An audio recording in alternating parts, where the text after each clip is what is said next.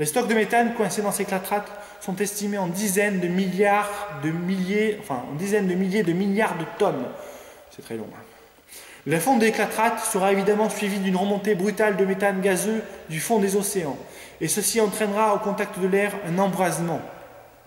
Au contact de l'air, le méthane s'embrasera comme un gigantesque feu follet, libérant ainsi de façon rapide et brutale des quantités monstres de CO2. Le taux de CO2 atmosphérique va alors grimper en flèche, avec une vitesse et une brutalité qu'il est difficile d'imaginer.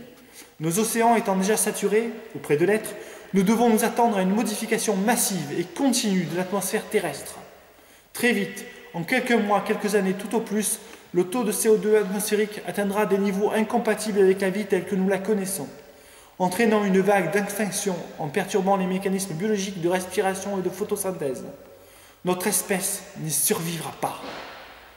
Devons-nous attendre les bras croisés que ceci arrive? Vous me direz que ceci n'est qu'une théorie et que je n'ai aucune preuve de la véracité de mes propos. En réalité, vous avez tort. Notre planète a déjà connu des stérilisations carboniques qui ont laissé des traces de leur terrible action. Les clatrates accumulent du méthane sur des périodes de temps très importantes, de l'ordre de dizaines de millions d'années. Et c'est ce fait qui trahit la stérilisation carbonique de façon indirecte. Le carbone 14 est un atome de carbone radioactif qui a une période de demi-vie de 5700 ans et qui se forme de façon constante dans la haute atmosphère par bombardement d'azote par des protons émis par le Soleil. Bon, c'est un peu compliqué tout ça à expliquer pour les non-initiés, mais vous avez dû entendre parler du carbone 14 et des datations carbone 14. Quand on se sert de ça, de lui, donc du carbone 14, pour dater l'échantillon en archéologie. Du simple fait que la formation de carbone 14 se fait à taux constant, et que le carbone 14, via le cycle du carbone et la chaîne alimentaire, s'intègre au vivant de façon tout aussi constante, à raison d'un atome de C14 pour 1000 milliards de carbone 12, nos corps contiennent un taux constant de C14. Donc, tant que vous vivez, vos os et vos organismes, de façon générale, contiennent une quantité constante de carbone 14. Une fois mort, le C14 décroît à raison d'une division par 2 par tranche de 5700 ans. Donc, tous les 5700 ans, 2 fois moins de carbone 14. Le méthane piégé dans les clatrates contient essentiellement du carbone 12, car il est stocké sur des millions d'années et échappe au cycle du vivant. Donc ça sort du cycle du vivant, donc il s'accumule sous forme de carbone 12, puisque le carbone 14 se désintègre tous les 5700 ans. Le C14 décroît donc durant ce stockage jusqu'à devenir quasi inexistant. Lorsqu'une stérilisation carbonique survient, des masses considérables de méthane contenant du C12 sont injectées dans l'atmosphère et s'intègrent au cycle du vivant. Ceci, par assimilation par le vivant, entraîne une chute brutale et spectaculaire du taux de C14 dans la matière vivante. Or, il est un fait établi que les grandes extinctions terrestres comportent des stigmates d'une telle anomalie, carbone, signature incontestable d'une modification atmosphérique en C12, contemporaine d'extinction de masse. À chaque fois qu'une anomalie carbone a été décelée, de manière systématique, et il y a eu une vingtaine d'extinctions sur Terre, 22 je crois, et 5 qui a touché la vie terrestre, à chaque fois, de manière systématique, une anomalie carbone a été décelée. Et elle est consécutive, cette anomalie carbone, à des extinctions de masse. Sur des échantillons datant du Permien-Trias, une telle anomalie carbone a été constatée par Paul Vignal. C'est un chercheur anglais. Et il est un fait notoire que 95% des formes de vie terrestres datant de cette époque ont été simplement éradiquées lors de cette vague d'extinction. La Terre a connu plusieurs vagues d'extinction massive, et dans de nombreux cas, une telle anomalie carbone a été constatée. Je le répète encore, ceci est un fait avéré. Tous les signes avant-coureurs d'une stérilisation carbonique sont déjà visibles.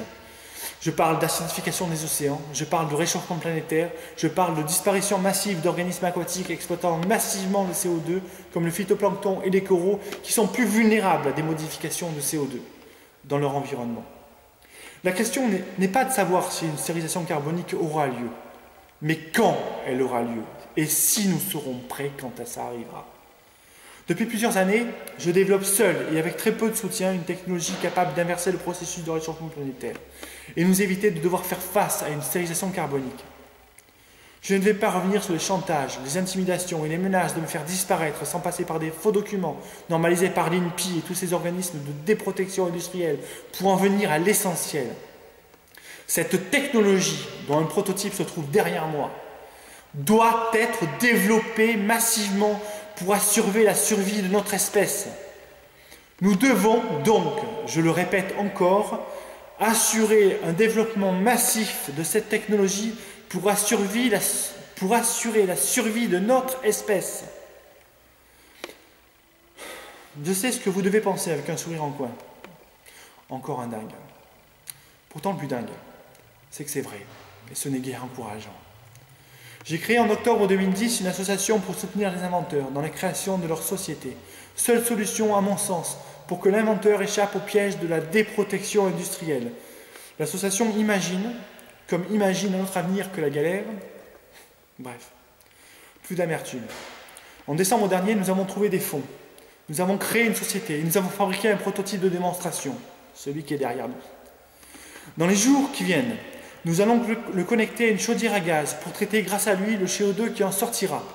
Et nous ferons appel aux médias. J'espère qu'ils joueront leur rôle. Je ne me fais pas trop d'illusions, mais pourquoi pas? J'espère en tout cas qu'ils en parleront parce que c'est d'une importance vitale pour la survie de notre espèce. Si, avant cette technologie, l'hydrogène n'était qu'un vecteur énergétique, demain, l'hydrogène deviendra une source d'énergie, grâce à lui. Une énergie propre, renouvelable, à l'infini et pour un coût très bas. Cette technologie, donc, outre le fait de traiter 80 à 95% du CO2, permet de générer de l'hydrogène à l'état natif, directement exploitable comme source d'énergie. Ça va tout changer, ça va changer toute la donne.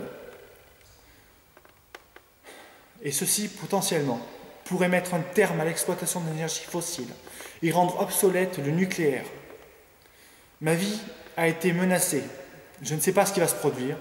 Rien, j'espère. Mais s'il devait m'arriver quelque chose, sachez que cette technologie est notre seul et unique espoir de survivre à la stérilisation carbonique. Quand je dis cela, ce n'est pas tout à fait vrai. Cette technologie permettra de traiter nos émissions et de nous offrir une alternative réelle aux énergies fossiles, dont le coût va exploser dans les mois à venir. Mais elle arrive trop tard pour réparer les seuls dégâts faits à notre écosystème. Elle arrive trop tard pour réparer seuls les dégâts faits à notre écosystème. Dans ce second temps, il faudra coupler cette technologie à une technologie de séparation moléculaire à haut débit, que je suis en train de développer. Les premiers essais de cette technologie sont très encourageants, et elle devrait nous permettre de retirer le CO2 à l'état de trace dans l'atmosphère, et ainsi soulager nos océans dans leur rôle de régulateur planétaire du CO2, ce qui nous sauvera. Si on fait vite, nous avons une bonne chance de réussir. Cette technologie de séparation moléculaire à haut débit est d'une importance capitale pour la survie de notre espèce. Si je venais à disparaître dans l'état actuel des choses, je l'emporterais dans ma tombe, et avec moi, vous enterreriez votre seul et unique espoir d'échapper à une stérilisation carbonique. Ma vie ayant déjà été menacée, ayant été victime d'immondes crapules, je sais comment fonctionne le système de déprotection industrielle, et je n'ai aucune intention de déposer un brevet, car je n'ai aucune envie de retomber dans ce piège.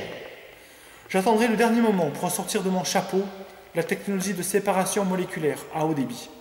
Même si ma technologie est développée massivement, ce qui est loin d'être garanti, car elle dérange de gros intérêts, il sera aisé de me bloquer, comme cela a été le cas depuis 8 ans. Même si, grâce à elle, nos émissions de CO2 sont réduites de 90 à 95%, les dégâts sur notre monde sont déjà faits. Si je venais à disparaître par accident ou pseudo-suicide, sachez que sans cette technologie de séparation moléculaire à haut débit, qui se trouve encore là, la fin sera de toute même inévitable. Disons que la fin de la stérilisation carbonique sera devenue inévitable sans cette technologie de séparation moléculaire. Ce sera un peu plus long, c'est vrai, avec cette technologie derrière,